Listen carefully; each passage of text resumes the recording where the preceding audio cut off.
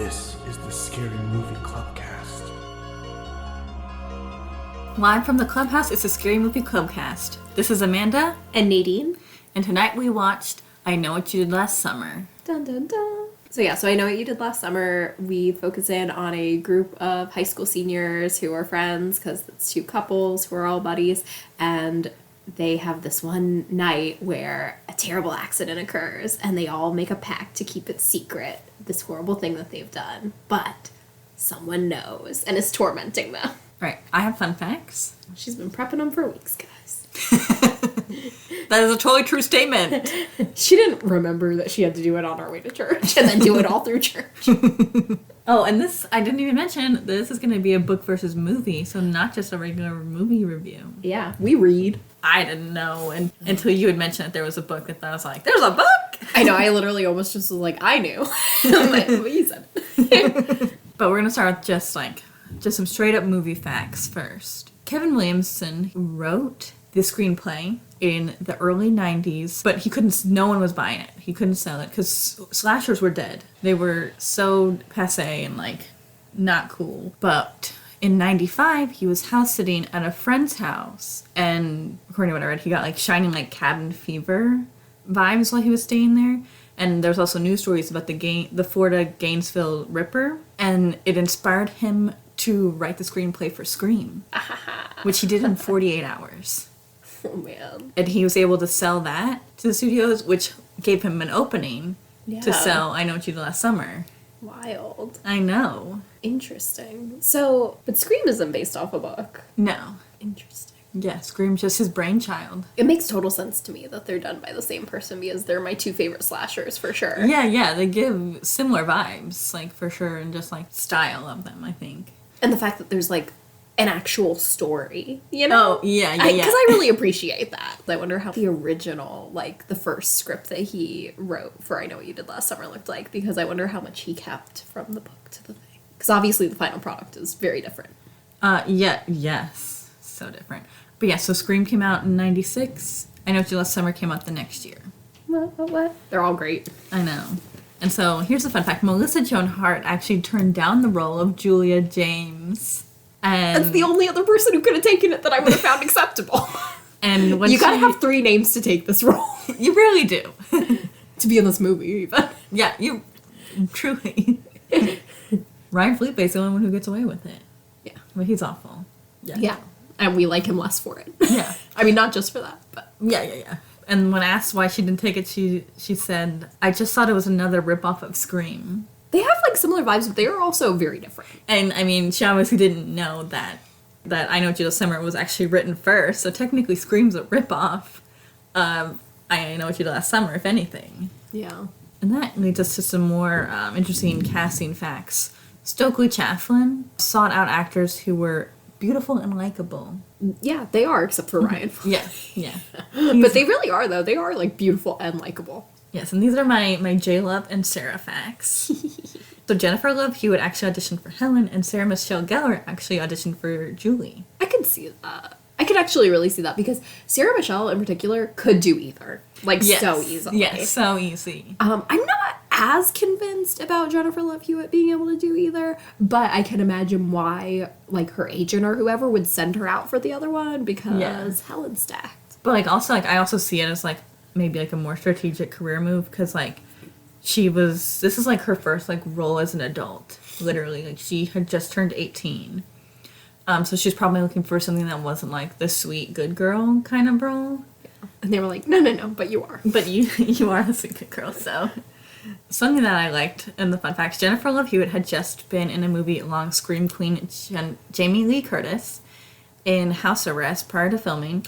Oh, I love that movie. Have you seen it? Mm-mm. It's, fun. It's, just a fun movie. So prior to filming, she found out that Jamie was going to also be shooting a movie in North Carolina. So Jennifer said that Jamie came to the soundstage to wish her good luck on her first horror film, and would come over every day after that to give her a hug. Oh my gosh. How is Jamie Lee Curtis the cutest little screen queen in the whole history of the world? She's so great. No one's better than her for horror queens. Yeah. I mean, Sarah Michelle Gellar is also a scream queen. She's in so many things. She is, and I totally respect it. But Jamie Lee is just like top tier. I love that she like the 3 names. You really do. Maybe that's what we'll rank this out of 3 named women. I think we need to start going by 3 names to break out. Someday when I write my horror movie where someone meets the killer in the bathroom. I was telling Amanda earlier, after I used her bathroom, every time I use Amanda's bathroom, she likes to keep her shower curtain shut. And so before I sit, I like always check to make sure that there's not a killer in there. And someday when I write a horror movie script, I really want there to be a scene in it where the person doesn't check and then like the killer rips open the curtain and comes after them and they trip because their pants are around their ankles. You do not want to meet a killer pantsless. No. So Sarah Michelle Gellar was actually cast last, and Jim Gillespie, he's the director, commented on casting Gellar. He said he wanted an actress with a warmth to her, but could also still come off as a bitch. I could see it. Yeah. I saw something about Muse Watson. He's the guy who plays the killer. He recalled the first time he met Sarah Michelle Gellar and Jennifer Love Hewitt. The first thing I remember about meeting Michelle Gellar is we went on a long... Yeah, I know. This is a direct quote. Okay. Is we went on long walks down the beach together. I was kind of like her new uncle. We walked and talked, and it was great. And then so about Love, he says, so Love, when we met her, she had gone to one of those pottery places where you make gifts for people. And she made me something to hang on the wall for the shoot. I just thought they were all the greatest bunch I'd ever worked with. They're all such wonderful people, and I hope they have all the happy joy in their life. Oh, such cutie patooties. I know. When they were looking for someone to play the killer, they were like kind of worried because like the stars were kind of young. I mean, the guys were like in their early 20s, but Sarah and J Love were both 18 and 19. And so they were worried about like hiring this guy to play the killer and him like being like mean to them or like just like being in character too much. And so they wanted someone who was like, who could be scary on camera, be like really congenial and friendly and like good with the cast off stage. It's nice that they would think about that. Yeah. And so someone had recommended him to them. And so he was like kind of reluctant about taking the role because he was like afraid of like getting stuck in like horror like villain thing and like people say that they don't act or whatever. But he thinks it's like one of the best decisions he's ever made. And everyone in the cast really liked him. He was really great. See what happens when you're not crazy like Kubrick. Yeah. How can I make this a terrible experience for everyone? Yes. Oh, for an example, there's a scene where when he's in his fisherman outfit and he's chasing Sarah Michelle Gellar through the department store and he's hiding under the plastic sheet. They would film that and stop and like start laughing at each other because they just knew that the audience was going to get so scared. They would just be like, oh man, that's going to get them. And they just like start laughing. So cute. Like, it's going to be so good. That's like me when I'm like hiding behind a door waiting to jump out and scare my friends and I'm like, ah. And so Johnny Galecki, he plays Max, and he actually knew Jennifer Love Hewitt growing up. His sister was friends with her. They like lived in like the same apartment complex or something. Actually, and J Love also lived in the same apartment complex as Watson. Oh. Yeah. So anyway, John Galecki recalled that they made that body cast of him when they like put his body in the trunk with the crabs. Mm-hmm. Upon seeing that, Jennifer Love Hewitt was so upset because it looked so real to her that they had to shut down production for the day, and he had to call her and let her know that he was very much alive and okay. Aww. And so here's my Reese Witherspoon's ex and Freddie Prinze Jr. facts. Okay.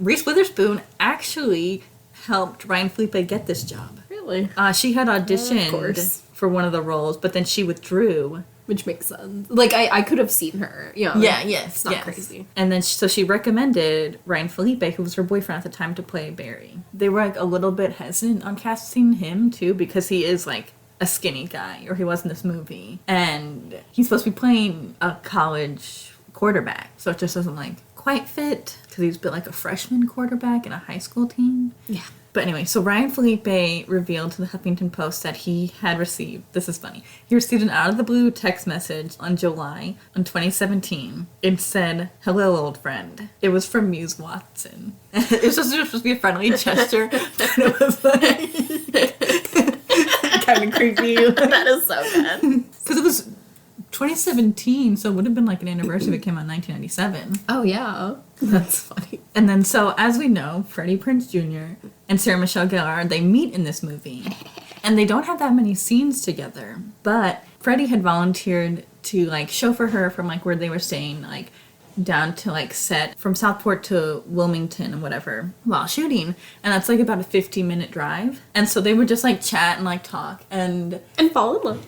and slowly when they first like began their friendship, it was very platonic. He says they were like night and day, so different, because she's from New York, and so she's like go like kind of businessy, and then he's from Southern California, so he's probably like really chill, laid back, and so he was like never really saw anything between them. And then it wasn't for 3 years where all of a sudden it just all clicked, and that's when they started dating, and they've been married ever since. So cute. I love them. One of my favorite celebrity couples. Oh yeah, for sure. Man, it is wild to think that it took so long for it to click though. Yeah, but I guess if like you're living on different coasts and she's busy with Buffy and you're like doing all these different movies, but they stayed in touch because they really hit it off despite being so different. And so these are my location facts. In the beginning, they mentioned where they go to hang out on the beach. It's called Dawson's Beach, and it's a reference to Dawson's Creek. Yeah, obviously. Because Kevin Williams, the screenplay writer, wrote for Dawson's Creek as well. And so the rocky roads surrounding Dawson's Beach, where the hit and run happens, is the same mountainous road location for Alfred Hitchcock's The Birds. And so the movie is set in North Carolina. But if you look at those beaches and those winding roads, you're like, that's not the North Carolina coast. That's because it's not. It's California. And the producer, Eric Ferg, said that North Carolina was the flattest state and they needed a more curvy and dangerous looking road. Okay, and these are my miscellaneous facts about the movie. So the iconic scene where Jennifer Love Hewitt is shouting in the middle of the street, according to her in an interview with Us Weekly in 2018, that scene was directed by a kid, quote unquote. I don't know how old this kid is, but apparently they won it in like a contest. So cool. Yeah. She says that the scene was actually directed by a kid who won a contest to come and create a moment for the movie. And it became the biggest part of the movie, she shared. She wasn't thrilled about the idea of the scene at first. He's like, I want her to stand in the street and turn around and just scream. What are you waiting for, huh? Jennifer Love Hewitt said, I was literally like, are you kidding me right now? This is what I'm gonna do? Okay. So like, and it turns out to be great because it's so iconic and it's like funny and like weird. Yeah. Very easy to like meme and get. Yes. And the fact is, there was this one director who, Jamie Blanks, he was tasked with making a trailer for the movie. It was to be an audition to direct another film, but it came in a week too late, so he lost the job. However, producer Neil M. Morowitz remembered Blanks and later hired him to direct Urban Legends, another slasher movie, which is Jared Leto's in that. Yes. He is. I haven't seen that. We should put it on our watch list. Yes. I always have time for Jared Leto, as we know. Yes. Also, the director of the movie, Jim Gillespie, he wasn't super familiar with the book, but he said that roughly 60 to 65% of the women who auditioned had read the novel as children. That makes sense to me. You know, it's such an easy read. It really is. Something I like because this involves one of my favorite urban legends, the Hookman legend. I know, it's very on brand this season I that know, we're doing. I know. Because we're like, do you like aliens? We're going to talk about them. Do you like the Hookman? We're going to talk about it. Yes, love the Hookman urban legend. In the movie, the main cast, they go to the beach and they kind of retell different versions of the Hookman legend. And this was intentional because like that's kind of like a hint as like what's to come for our main characters. And Williamson, the writer, he said, basically what I was doing was I was setting the framework to say, all right, audience, that's that legend. Now here's a new one to like add to the Hookman mythos. Oh, and the film also had a different ending, slightly different. The film originally had Julie chatting with Ray online, and then she gets the invitation to the pool party. But then another person pops up in the chat and says, I still know. Then the killer jumps out at her at the end. And that's actually used as the teaser trailer for the sequel. They're like, you know what would be better? If she was naked. That's another thing that was, I didn't really put any fun facts about this, but there were so many about how much people wanted J-Love to get naked. Ugh. Like, there's this one creepy director who was like, oh, if I were doing that movie, I would have definitely wanted her to be naked. And, like, they wanted her to do a naked shower scene and all this stuff. It's so unnecessary. Yeah, this is, like, her first role as an adult, too. Yeah, it's disgusting. She's barely legal. Yes. There's also, like, a lot of talk about how she's wearing, like, tight and, like, low-cut tops, which she does. But I feel like it's kind of hard for someone as busty as her to not find a top that's tight or low-cut. Yeah, that has been my experience of life. It is not easy. Like my mom too. My mom is like the opposite, where she's like pretty flat, and so my mom always wants me to like show off more than I do, and it blows my mind. I'm like, I can't, because even just a normal top already looks crazy. So something that's intentionally like that. Yeah, I don't know, but I didn't like those. I was like, ew, why are you people so gross? Yeah. Oh, and then this is just random. But you know the scene where she's on the boat and there's all that ice around and she finds Helen and Barry's bodies? All that ice is gelatin. Gelatin. It's not actually ice. I mean, I didn't think it was actually Yeah. ice, but I would not have guessed gelatin. Yeah, I think it's like, you can get like hard gelatin. Oh. So I it's would have not just like- thought it was like fake ice.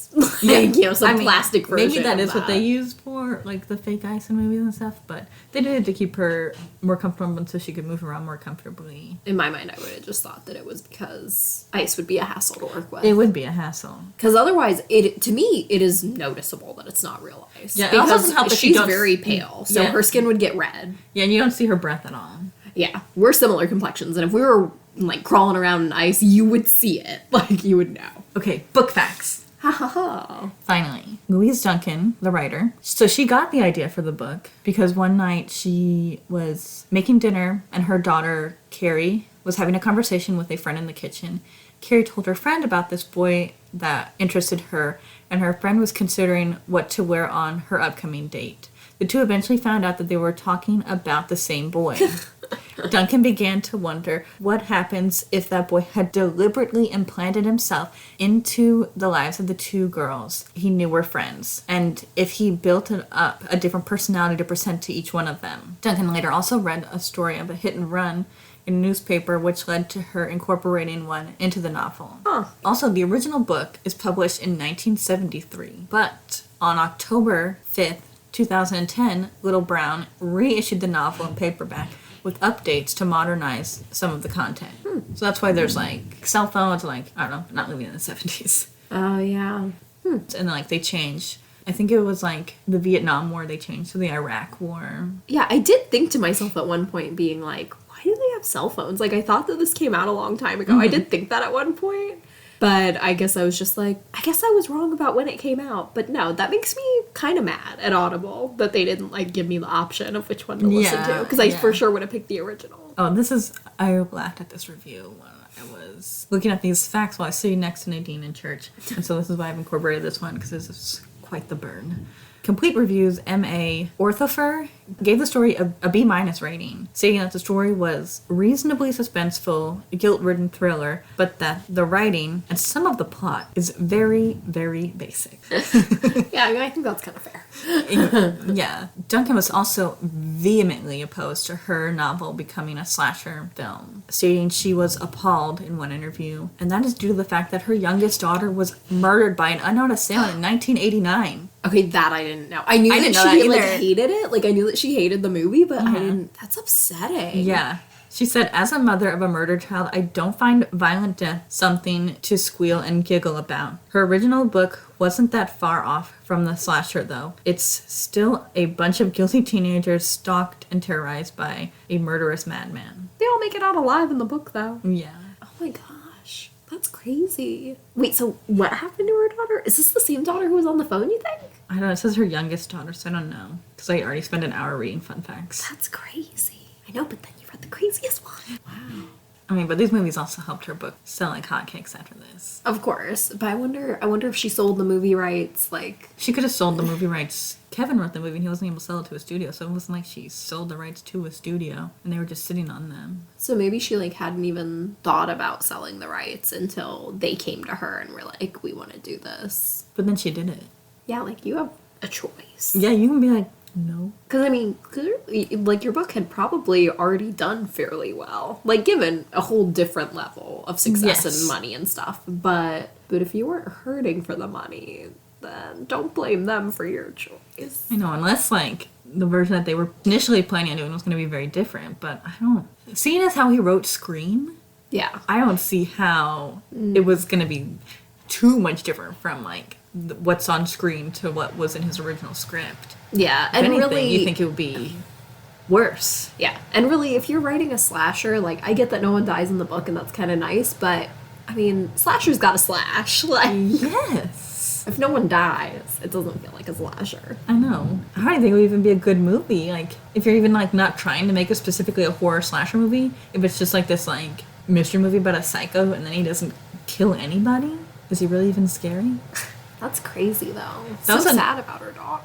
That was another thing. So the death of Johnny Galecki, that was reshoots, his death. They decided that they needed a death earlier on so that you could see, like, no, there's actually something to be afraid of. Yeah, plus they probably were like, we don't want you focusing the whole movie thinking it's this guy. Yes. Makes sense. What were some of the main differences between the book and the movie? A ton. There's so many. Yeah. Someone was trying to pass it off as fun fact. So many people were being like, the movie doesn't really follow the book at all. Except for this, and this, and this. I know. It is interesting, too. Like, to me, I'm just like, I wonder why, like, the certain choices were made. I just find it interesting. Yeah. So, like, one of the hugest differences is the victim. In the movie, you find out that they did hit someone, throw him in the water thinking he was dead, and then he was alive, but then he didn't actually die. End of story. But in the book, it's a little kid on a bike on his way home from a sleepover early. Yeah. I understand making a change like that, changing it to, like, an older person, an adult, Yeah. from a child, because you're not going to be able to get on the character's side when they're, like, covering up the death of a child. Well, to me, that is what is interesting and weird about it. I can understand changing it to a grown man so that there's it's less of an atrocity. Yes. But then, in the book, they accidentally hit the kid, and then the guy who's driving, which makes so much more sense for it to be Barry. Yes, it speeds does. away. And then, like, it all just happens very quickly, and, like, they don't go and hide the body and actually make a conscious decision to kill this person. Yes. So it's weird. It is weird. So, and there's, like, another part of the book where it, like, makes sense for it to be a kid. That's the whole idea of getting revenge. Is, like, it stings so much more. So in it, it's, like, the bad guy is the older brother of the little kid in the book. And he is, like, getting revenge because, you know, his parents are, like, in an asylum, basically, right now. Yeah. His sister's on her own, and it's just the two of them. And he's helping out where he can, but, like, they're just devastated by the fact of this, like, their beloved surprise brother who's so much younger than them. And, like, he was, like, really, like, they, like, describe him as, like, the heart of the family. And so you're like, oh, well, I get it. Yeah. I get why you're doing this. And, like, I kind of think maybe you should have killed someone in this. Like, if anyone deserved it. Definitely not the guy in the movie. Yeah. He didn't even die. No. They Exactly. didn't even do it. Like, I Yeah. mean, they did You something to him. lived. But you also killed a bunch of innocent people along the way to try and kill these four dum-dums. Very true. I know. I think he gets real mad about drunk drivers. In the movie, the guy who, like, was the boyfriend of his daughter Susie, was that guy drunk when he, like, drove into the water? Maybe. Because he probably just assumes that Ray. I mean, he could have been cussed. He could have not remembered, then having the argument of how, like, but Ray, you weren't even drinking. It's like, yeah, but the car smells like booze. He did not seem conscious for that. I know, But I mean, yeah. but he could have been. Yeah, Could have who been. knows? Who knows? Yeah, so that's, like, the hugest difference. It's like, I see the shift from, like, someone older, but, like, the motivations for the killer are a little not good in the movie. Yes. Compared to the book. Yes. That's probably where the book does it the best. Yeah. But also, like, I understand not making it a kid because, like, I don't really sympathize with the book versions of the heroes. Like, you killed a little boy. Like, you hit a child on a bicycle. You didn't even, like, see if he was okay. I had the same problem Kali did. They left him out there to die alone. And he died en route. He really, who knows whether Yeah. or not he would have survived if He someone could had have gotten stopped some help. and Yeah. and gotten help. Like, stopping bleeding, like, those minutes really count when Yes. someone's bleeding out. Like, It does. So, if anything, the book might have been better if you wrote from the other perspective, where you make Kali the hero.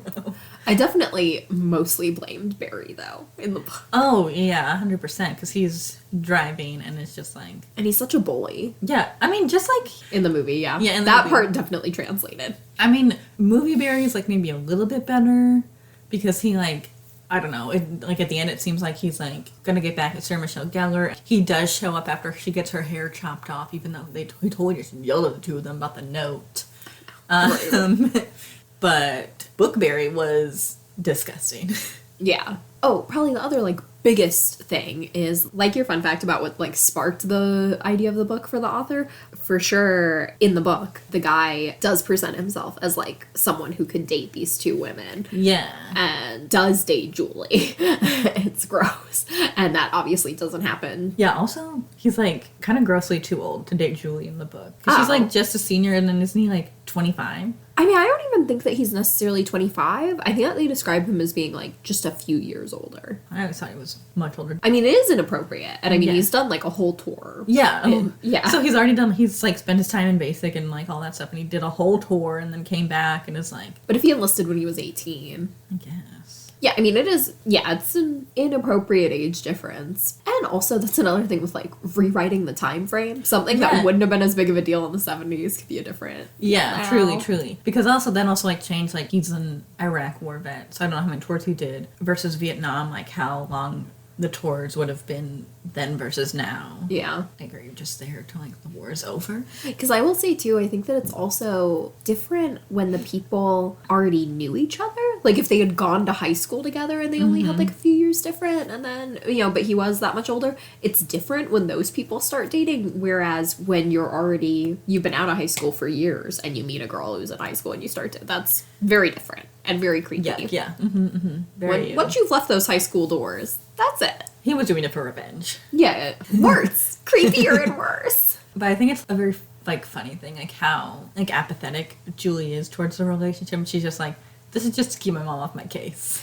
Like, let her think that I'm living a life, and that I haven't given up completely, and not super depressed about killing a child. I thought it was weird that he couldn't tell how depressed she was. How not into him she was. Well, just, like, depressed in general. I mean, Yeah. he didn't care whether or not she was into him. He didn't care if she was depressed either. But I guess part of it is that, like, he didn't know her before. And so it's Yeah. not like he saw, like, the spark drain from her the way that everyone else did. Yes. But, you know, just because in the book he, like, really blames her, like, as if it's all a joke to her. And... Oh, because she sends the flowers. Like, it should be so clear that none of it's a joke to her. I know. Also, not, like, a huge main difference, but in the book, Julie's a redhead. Yeah, that was a big difference to me, though. I was like... Yeah. J-Lo's not a redhead. I know. I wonder if they even tried to cast a redhead. I know. I mean, it doesn't seem like it. No, it Melissa does not Joan seem Hart, like Reese it. Witherspoon. I mean, I don't know what roles they're going out for, but I assume they're the most Julie people I could think of. I mean, Reese could do both. Yeah, Reese could do both. Easy. Reese could do both Julie and Helen easy. Also, there's a big difference between the, like, relationship dynamic of the group. Like, I think the romantic relationships are pretty much, like, similar in, like, how, like, they're structured. Helen likes Barry more than Barry likes Helen. And then Ray and Julie are, like, very much for each other until everything goes wrong. I know, I was surprised that they didn't make Freddie Prinze Jr. grow a beard. I know, I thought that too. Maybe it wasn't good. Probably. He was young. Got that baby face. Yeah, he was only, like, 21 when they shot the movie, so he might not have been able to grow a full beard. Are there any other main differences? I mean, we talked about, when we were watching the movie, about how I didn't like the relationship dynamic between Julie and Helen. And I like it better in the movie, because they're like, it's like they were the friends, and then they started dating these guys. Which kind of makes more sense to me. Like, I mean, I guess in the book it sets Ray up. He's, like, not athletic, but he had, like, an athletic dad, so he tutored the jocks. Yeah. And so that's how he knows Barry. But they didn't do that in this one. It was just, like, Ray was just, like, a poor kid who got to hang out with the rich, popular kids. Also, maybe it's just me, but, like, their houses don't look that rich. Like, No. I mean, Barry's Barry's does. Yeah, of course. But neither of the girls. Yeah, I think Julie's kind of just, like, regular middle class, and then, like, Helen might be a little bit better, but I think Barry's, like, super rich, because his house was a mansion. But either way, I just think that if you're gonna, like, imply that all three of them are rich, you should either have the other houses look a little bit better, or you should, like, show us where Ray is living. That it's like, whew, okay. Yeah. Like, big difference. Yeah, or maybe it could have even been because of Julie's father's death. But, I mean, that's, like, never implied or anything. I do wish that Helen's character, though, in the movie, that she did come from, like, a poor family with 1 million kids in it. I think that would have been added a lot more interest to her character. I know, also, they had her sister way too pretty. In the Too pretty. Yeah, in the book, her sister is a They're, doggo. like, just as pretty. Yeah, but she's supposed to be, like, very not as close to being as attractive as Helen is, and that's why she's stuck at home and why her parents don't like her as much, because they don't think she has as much potential, which is like, rude. Of course. The parent dynamic is, like, real different, too, in a general sense. Like, in the book, Julie and her mom are a lot closer. That's one of the things that, like, they were so worried that Julie had told her mom, because they were like, no, you're so close to your mom. Mm-hmm. She's like, I did. But she's, like, nice to her. In the movie, she's kind of mean to her. She just really is. And also, her mom in the book has, like, premonitions sometimes. Yeah. Which they just leave right out of the movie. Yeah. But I mean, I was thinking about it when I was looking at the fun facts. I don't know, the mom having premonitions doesn't, like, show up until, like, towards the end of the book. Towards the end, yeah. And so it's, like, I don't know, just, like, tacked on or, like, not really thought through when it was added to the book, in my opinion. I mean, the whole book is so short. I know, it really is. Like, when that person described it as basic, that's the exact right way to describe Yeah. it. Like, I don't think it's, like, actively bad to me personally. Like, it's not, like, terrible writing. I've definitely read worse, for sure. Yeah. But it's not, like, good. There's nothing Yeah. quotable. I opened up a blank document to, like, take notes, and I didn't bring a single note. I was like, this is simple. It is what it is. It's, like, unnecessary to me. Like, why give her, like, this psychic ESP, these feelings, but only mention at the end? Like, I feel like it should be, like... I guess it only came up at the end. It's stupid. I don't know. I just don't... It bothers me to think about it now. Like, I don't think it bothered me when I was reading it because I wasn't thinking. In the book, Barry, when he gets injured, and the injury's totally different also. Totally different, because he gets full-on shot. Yes. And it seems like maybe he's going to be paralyzed. Yes. Like, they don't know for a few days. And pretty much everyone's kind of assuming he's going to be paralyzed. Yeah. And also, he is such a douche. I mean, I guess he's more of a douche in the book. Well, yeah, because he's like, at least in the movie, it's not implied that he was like seeing other people while he was with Helen, and he like actually seemed to like Helen when he was with her, versus where he was like, he liked her for like a second because she was pretty, but and then only stayed with her because his mom didn't like her, and then he would go, when he was in college, he was dating other girls, but would get mad if Helen even so much as mentioned someone else. I don't understand why he like just instantly believed that she had brought some other guy, like a boyfriend, to the hospital. I know, that's an crazy. insane thing to do. I know, like, I guess I get that he, like, believes his dad, because I'm sure if just his mom had said it, he would have been like, okay, mom. But Yeah. just so weird. But so then it's like, he thinks that maybe he's going to be paralyzed, and because he's so bitter about the idea of possibly being paralyzed, he lies and acts like as if Helen is the one who called him. And so everyone thinks that, and then he lies to his friends and is like, yeah, no, I was seeing some other girl and it was a robbery. Yeah. And so they're all in grave death-type danger, and he just lets that be. I know, because he's, like, mad at Ray for, like... What is he mad at Ray for? Like, not being shot or something? When Ray comes to talk to him, he lies right to Ray's face, because that's it. Because he lies to Ray's face because Ray is standing. Ray can walk, and he's bitter about being shot in the back and potentially being paralyzed. Yeah. Which he's also bitter because at this point he thinks that Helen's dating someone else. Yeah. So it's like the combination of those two bitters, apparently for him, is enough for 3 people to die. I know, even though he wanted to break up with Helen. Yes. He literally was hoping to break up with her on that phone call. Insanity. Yeah. I also think it's weird no one believed Helen when she was like, I didn't... That is crazy, too. See, it makes me like, a woman wrote this? I know. No, I did think that some of the times. I really did. And didn't help that there was a male narrator, and he was not my cup of tea. Nothing worse than a book predominantly from the female perspective being narrated by a man trying to do a woman's voice. It's like so awkward. Like, Yeah. why? I hate it when men try to do women's voices. Yeah. Yeah, I would just never recommend it. I can't think of a time that it's gone well. It's like asking a woman to smile or asking her if she's pregnant. Just stop it. Yeah. No one's ever wanted it. It's so bad. I hated that. I hated it so much. It made the book, like, hard to listen to. So those are the main differences. There's so many. It's just very different. Which also the relationship that Barry has with his mother is like a thing in the book, and it's nothing in the movie, of course. Also, Barry makes that, like, hard shift when he realizes what's going on. Like, as soon as he's able to, like, walk again, he's like, oh, my bad. Why was I so horrible? But that guy's already in Helen's apartment. I for sure thought when Helen fell out that window, I was like, she's dead. Right? I know. What Or floor did paralyzed? she live on? I know. I was like... That would have been terrible irony if she had been paralyzed. Which I guess she could be. We don't know. We don't know. Well, I'm going to Either assume way- she's fine, because everyone's fine in the book, and it's... I mean, either way, though, she definitely came out of it with a lot of cuts, which is going to mean a lot of scars. And for someone like Helen, who, like, her looks is all she has going for her. Well, not all. I mean, she has seemed to be, like, a hard enough worker, because she works hard at her news thing. If she were to get, like, an anchor job, I mean, as long as her face is okay. I hope it is. I think so. I wonder what floor she was on. Yeah. Even just a one-story fall is a fall. Especially because, like, I just imagine her, like, falling like Sarah Michelle Gellar did in the movie. But did she, like, land in the trash also? Or we don't know. I don't think they say. That's an interesting parallel. Both characters jump out a window to get away from the killer. Yeah, although poor Helen in the book had to break the window, and so, like, even just getting out of it was a ton of cuts. Yeah. We have to rank them. Already? Yeah, it's the book versus movie, very short. Although this is, like, our one review of it. It's not like we'll do it again. Yeah. And it is so iconic. Yeah, I mean, I do want to just say that, like, for me at least, I Know What You Did Last Summer is, like, the pinnacle of slasher movies. Like, I feel like it just has, like, all the elements. And we've got, like, A-list actors. We've got all the effects, all the budget you could dream of. Yeah.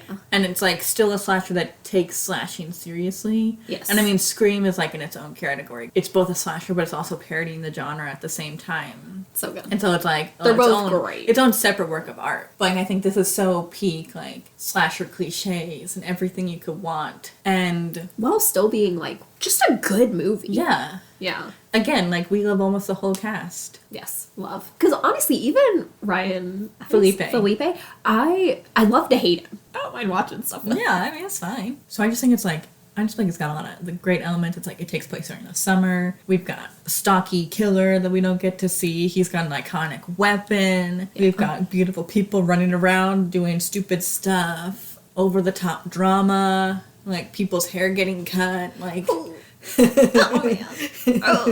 I think we should real quick go through like what the movie review stuff would be. Okay, we can do lightning round. So, favorite parts. You go first. So, my favorite part of the book was probably... I did actually like the relationship between Julie and her mom. I just thought it was, like, cute. And I really liked when Julie had, like, burst out to her mom being like, I love you. And her mom... It's, like, as if her mom could just hear that was, like, her saying, I need you. And she wasn't sure, like, how or how to broach that with her, but I just thought it was sweet. Like, their connection was my favorite part of the book. And then my favorite part of the movie is probably the casting. I just think it's, like, perfect. It's on point. That's exactly how I would want to cast. My favorite part of the movie is the tiara, Sarah Michelle Gellar's dress at the end before she gets killed. The tiara. The floats in the parade. It's real pretty to watch. Yeah. I just wish it was, like, believable that that was July in North Carolina. Because it's, like, Barry's wearing a freaking sweater. Yeah. And people wearing the slickers and the hat. It's like, I mean, I get that's a plot point.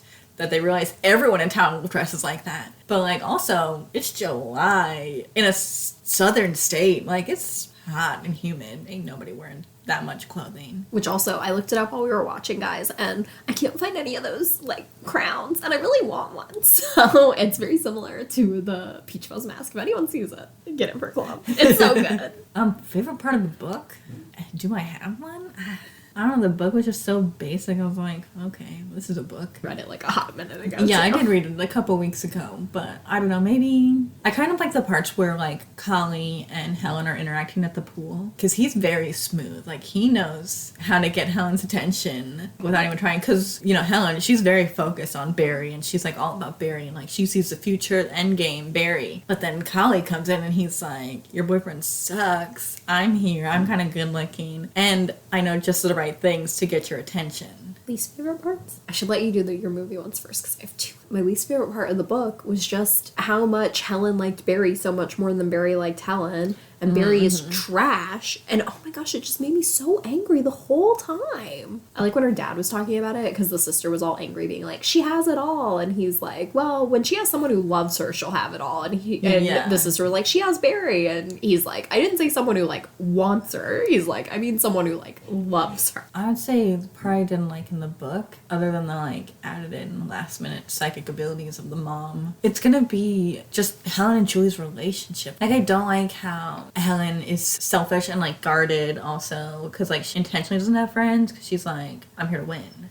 Yeah. And then Julie doesn't really have friends because she's just like in so many activities, I guess. Which that makes no sense. She should have the most friends. Yes. You don't go to all these activities and like have a nice fun spark about you and come away with zero friends. Yeah, she should be so popular. Yeah. She should have friends just like all over. Yeah, I mean, checking in on her to see if she's okay. I just didn't like that. And like I was telling Nadine, if there's anything I would change about the movie, I would have it so that, I mean, maybe Ray can stay because I really like Freddie Prinze Jr., but I would really want Helen to live too and Helen and Julie to like make it out at the end, because I really like their little friendship. Because there's like the when they talk in the car, Yeah. and Helen's like, I really missed you. Yeah, Like, sad. and I mean, I know it's kind of like a hard place because she's like so into Barry that she's like willing to defend his poor choices and believe all his like BS about how their lives are going to be run. I don't know. I just think that was like sweet and could have been more of a focus for me personally. Yeah, that makes sense. Which also, that was another like big difference too between the book and the movie, is that in the book they make it clear that Helen is like a selfish person, like she makes selfish choices, and in the movie that's not like clear so much. Yeah, so, it's more like she's just a girl in love who wants to be famous one day. yeah, and so the way her sister treats her just makes no sense in the movie. Literally none. She's just mean for no reason. Yeah. In the movie, it seems like her only sibling. Yeah. Parts we didn't like in the movie. Yeah, which I have 3 now because I thought of another. It's probably when you find out that the killer is just killing them or trying to kill them because he's mad at them for almost killing him. Yeah. But then he kills 3 civilians. The cop, Elsa, and then, what's his, Max. Oh, another thing is Max's character. Like, why was he, like, he was like a bully but also being bullied? I don't know. Yeah, it was weird. So my 3 least favorite parts were, 1, Freddie Prinze Jr., like Ray, not doing anything when his friend, like, screams at Julie and then, like, pushes her up against the car and, like, has her by the neck. That was crazy. And honestly, once you've just stood by and let some man, like, hurt her, I have no interest in seeing you guys get back together, honestly, because I'm never gonna forget. Next one would be when Sarah Michelle Gellar sees Barry getting murdered and everyone in the crowd is just holding her back, acting like she's hysterical. That part is insane. It's insane. And it's so sexist and just wrong and rude. And then my least favorite part, of course, is her poor hair getting cut. It's the worst thing to happen in any horror movie. It's so scary. I guess that should have been my scariest part. Never mind. That's not it's done. Okay, and then favorite scares. I'm gonna go with Helen sliding out of the ice. Yes, that's a good one. You know, nothing scarier than your dead friend jump scaring you when you're being chased by the murderer. Yeah. This is a good one, too, in the sense that I do, like, forget a lot of the jump scares, and so they tend to get me again. So yeah, they got every single one of them got. Even though I've seen it, like, multiple times, like, several times. It's like me with the strangers. Yeah, exactly. Probably my favorite, and it's so simple, but it's when they go to the girl's house, and then they're sitting in the car, and she comes over to the window, and it's, like, a very simple jump scare, but there's, like, when people are in a car, and it's, like, you have this limited field of vision, jump scares get me pretty well from there. Did we, like, talk about in the movie, while we were watching the movie, about how crazy it was that Ray didn't mention that he was Billy Blue? Yeah. Insane.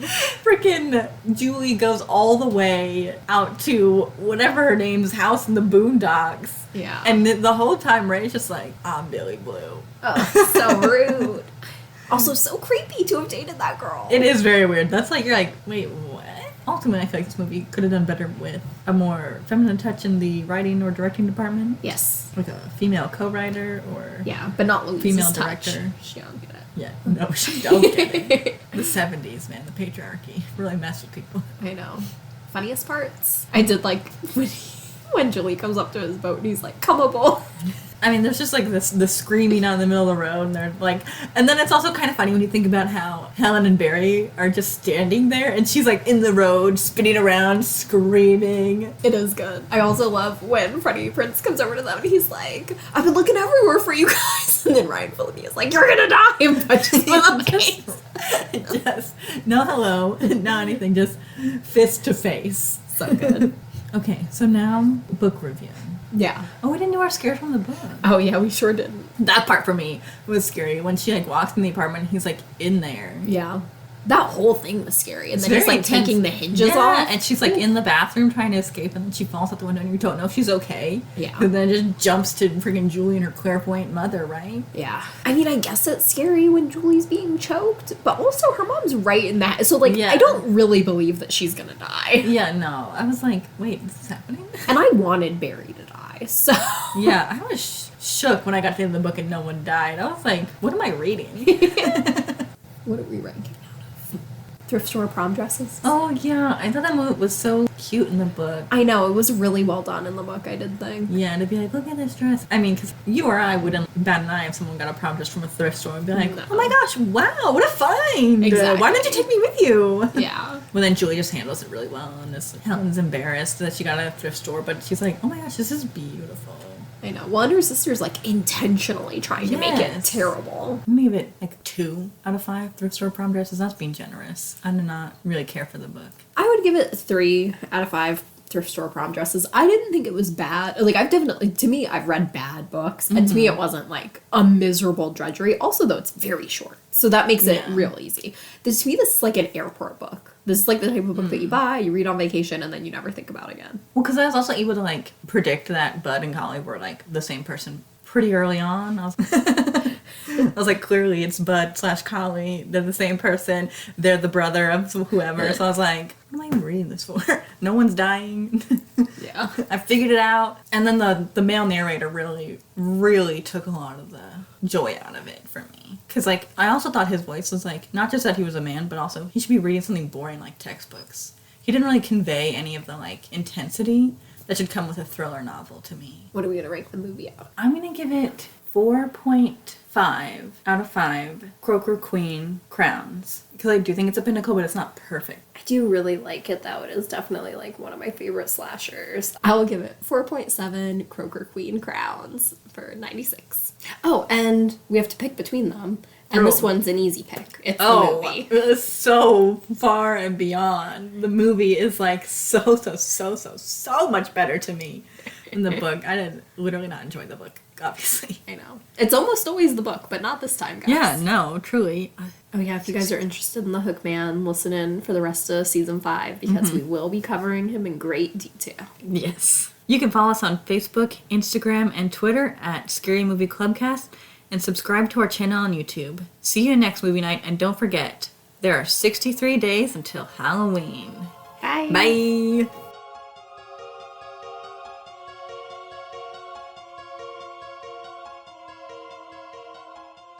So many facts. Too many facts, Amanda. I always have time for Jared Leto, as we know. Yes. Even if he is insane. I don't care. Even when he had those cornrows, I didn't care. A patchy bearded teen. Oh, I've known people like that. Patchy. Keanu has a patchy beard, but it's kind of cute. What are we ranking out of? Potatoes. Potatoes. It's dumb. It's when they're eating dinner and Helen's dad asks to be passed the potatoes and Elsa wants some too and her mom's like, you don't need any. It was so rude. And there was like this big thing about like, that's the one thing we always have is potatoes because they're poor. I mean, speaking of a collie, I've been reading, so there's like Desperation and then there is The Regulators, which are like companion books. One's written by Stephen King and one's written by Stephen King as his pseudonym, Richard something. Anyway, doesn't matter. But there's Collie and Trajan is in it. In The Regulators, he is forced out of like being a police officer but being framed for something, and he has an opportunity to like kind of be a hero. Sorry, You're right. but I wanted him to live, and he gets his face blown right off. Always. It's how the Stephen King do. I know. Like in particular. He's good at it though. Like you like really care about the characters, and then boom, they're gone. Versus, I was like, someone gonna die? Nope. Nope. They're not even going to be paralyzed. Like, not even paralyzed! You couldn't have ruined Barry's life at least a little? Even though he killed a kid.